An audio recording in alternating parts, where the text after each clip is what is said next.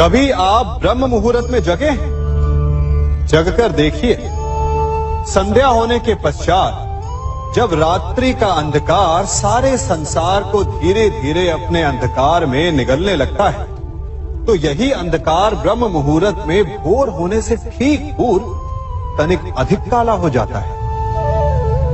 कुछ समझे?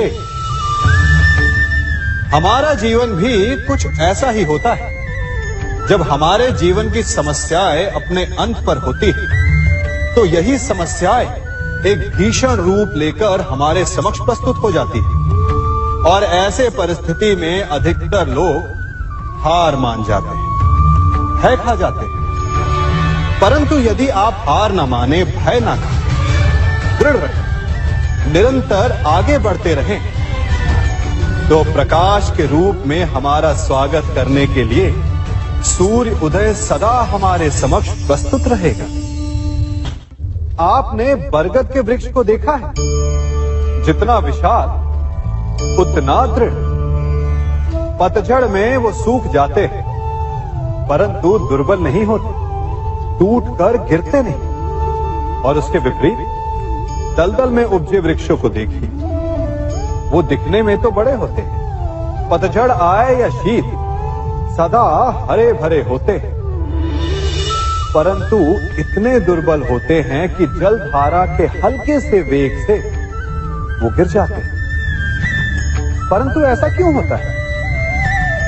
कारण है जड़ें। जिसकी जड़ें दृढ़ भूमि में है, वो हर चक्रवात, हर ऋतुओं को सह लेता है, और जिसकी जड़ें दलदल में है, वो स्वयं की जड़ों को दुर्बल बना लेता है। कुछ ऐसा ही मनुष्य भी होता है, जो अधर्म, कुकर्म और असत्य की धरा पर उपजा है।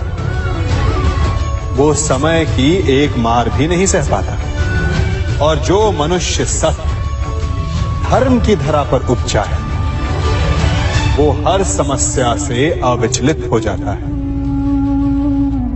अब आप पर निर्भर करता है कि आप क्या बनना चाहते हैं। हमारे जीवन में मित्र और शत्रु बड़ा महत्व रखते हैं। यदि गंभीरता से सोचा जाए तो ऐसा कोई क्षण नहीं जब हम अपने मित्रों के बारे में ना सोचते हो या फिर अपने शत्रुओं के बारे में। हमारा हर कार्य या तो हमारे मित्रों के हित के लिए होता है या फिर हमारे शत्रुओं के अहित के लिए। हम हर स्थान या तो अपने मित्रों के साथ होते हैं या फिर अपने शत्रुओं के साथ। कोई नहीं चाहता कि उनका शत्रु प्रसन्न रहे। हर कोई अपने शत्रु को नष्ट कर देना चाहता है, और ऐसा करने के लिए वो हर संभव प्रयास करता है। उसे आर्थिक, मानसिक और शारीरिक हानि पहुंचाने का प्रयास करता है। परंतु यदि मैं आज आपको ऐसा मंत्र सिखाऊं जिससे आप अपने शत्रु को सदा के लिए नष्ट कर दे तो, और वो मंत्र है मित्र बनाना। अपने सभी शत्रुओं को अपना मित्र बना लीजिए और आपके सारे शत्रु स्वतः ही समाप्त हो जाएंगे। मैं क्या कर रहा हूं? मैं दिए प्रज्वलित कर रहा हूं ताकि अंधकार को मिटा सकूं। अब आप कहेंगे कि इसमें कौन सी बड़ी बात है ना? परंतु इसमें महत्वपूर्ण बात समझने के लिए यह है कि मैं क्या नहीं कर रहा हूं, और मैं अंधकार नहीं कर रहा हूं। क्योंकि अंधकार को मिटाने के लिए प्रकाश का अस्त्र तो उठाना ही पड़ता है। बुराई को बुराई से नहीं, अच्छाई से जीता जाता है। अन्याय को अन्याय से नहीं, न्याय से लड़ा जाता है।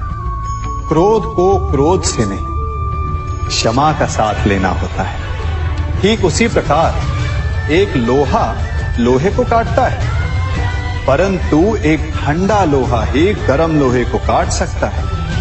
इसलिए यदि आपको अपने जीवन में विजयी होना है तो अपने शस्त्रों को, अपने अस्त्रों को सोच समझ कर उठाइए, क्योंकि एक अनुचित सोच परिणाम पर भारी प्रभाव डाल सकती है। आप सब सोच रहे होंगे कि ये क्या मैं करने लगा। मैं इस पौधे को जड़ से उखाड़ रहा हूं। आश्चर्य हो रहा है ना कि एक पौधे को उखाड़ना या काटना ना केवल एक अपराध है अपितु पाप भी है। तो फिर मुझे ऐसा करने की क्या आवश्यकता पड़ गई? क्योंकि कई बार विनाश ही सृजन तक पहुंचाता है। यदि नया भवन बनाना हो तो पुराने भवन को गिराना पड़ता है। व्यवस्था को परिवर्तित करने के लिए क्रांति लानी पड़ती है। और उसी प्रकार यदि किसी वृक्ष या किसी पौधे की जड़ों में घुन लग जाए या उसका मूल सड़ जाए तो उसे जड़ से उखाड़ देना ही श्रेयस्कर होता है, ताकि उस स्थल पर नए पौधे उपज सके। युद्ध करना पर्याय नहीं, परंतु कभी कभी शांति के लिए युद्ध करना आवश्यक हो जाता है। संसार में सबसे श्रेष्ठ क्या है? फूल या कांटे, प्रेम या घृणा, संपन्नता या दरिद्रता, मित्र या शत्रु? बताइए। अब आप भी कहेंगे कि भला ये कोई पूछने की बात हुई?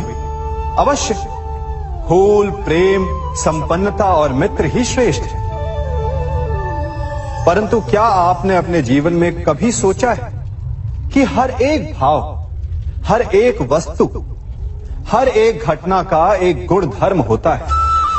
त्वचा पर जलन करने वाले फूलों से अधिक श्रेष्ठ वो कांटे हैं जिनसे आप अपने घर की बाढ़ बनाते हैं ताकि वन्य पशु आपके भीतर ना आ सके।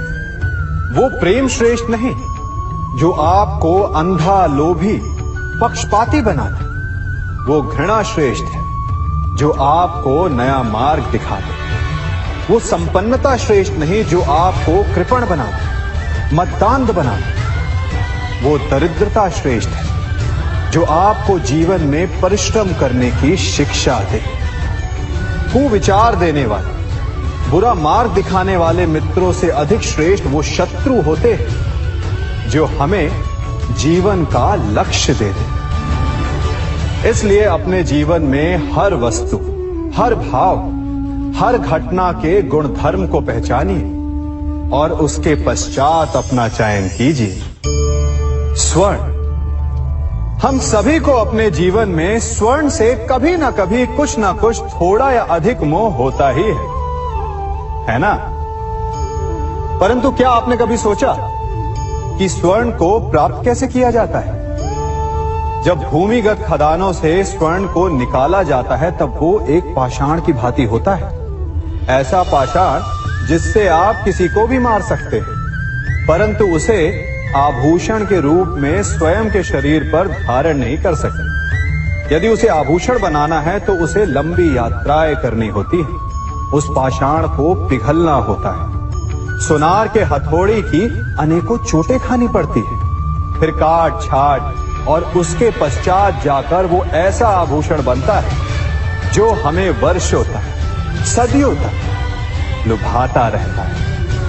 इसलिए यदि आपको समय पर विजय पानी है तो स्वयं के निर्माण पर समय देना होगा। हम सभी सुनते आए कि जो वीर होता है, साहसी होता है, शौर्यवान होता है, उसके समक्ष सारा संसार झुकता है। वीर भोग्य वसुंधर। परंतु वीरता है क्या? शौर्य क्या है? साहस क्या है? साहस युद्ध नहीं, वीरता विजय नहीं, शौर्य कभी ना गिरना नहीं। साहस किसी चुनौती के समक्ष खड़े होने का भाव है, तो वीरता उस चुनौती को उत्तर देने के लिए पूर्ण परिश्रम लगा देना है। और शौर्य का अर्थ है गिरकर फिर से उठने का साहस रखना, बार बार प्रहार करके वीरता दिखाना, निरंतर प्रयास करते रहना, निरंतर परिश्रम करते रहना।